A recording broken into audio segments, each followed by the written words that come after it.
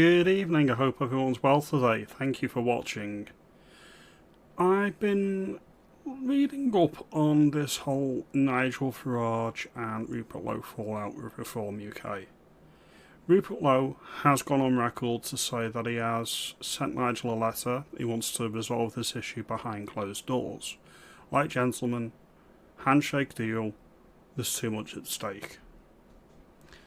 I agree with Rupert on this matter. There's bigger things at play. Egos need to be put aside.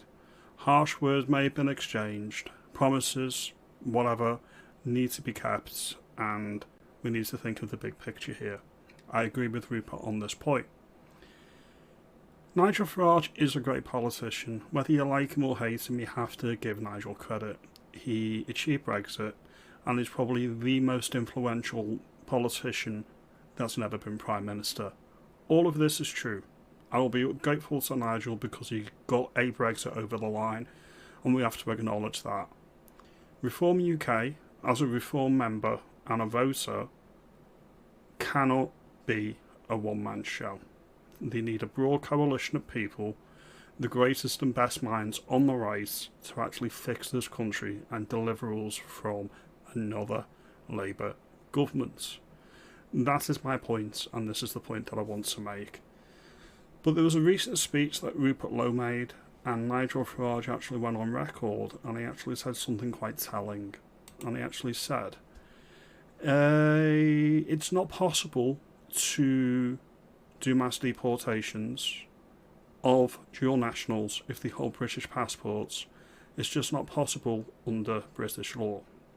He didn't want him to use the word repatriation and mass deportations because he thought it was very dark and grave language. That's one way you can look at it. But you can look at what happened in America.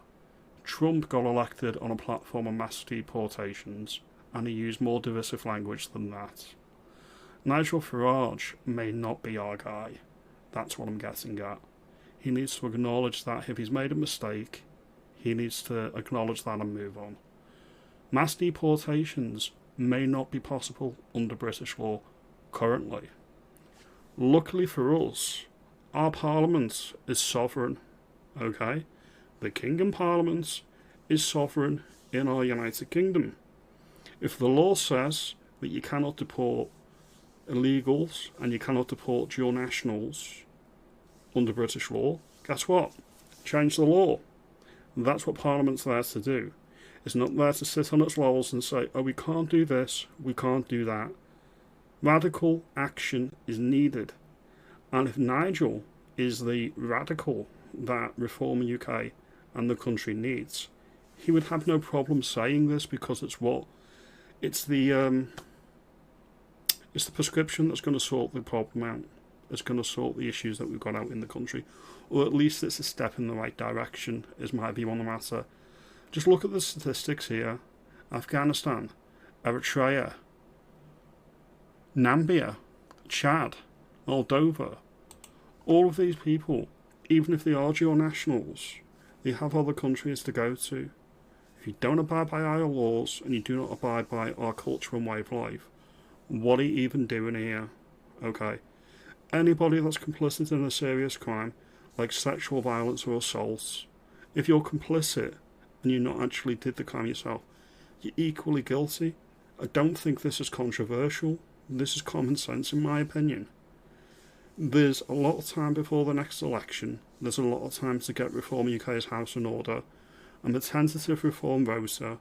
I am a member of the party. And I'm going to be critical. I'm going to call it as I see it. There's too much at stake to not call out the BS. We need to cut through the fog of lies. We need to get to the nub of the matter.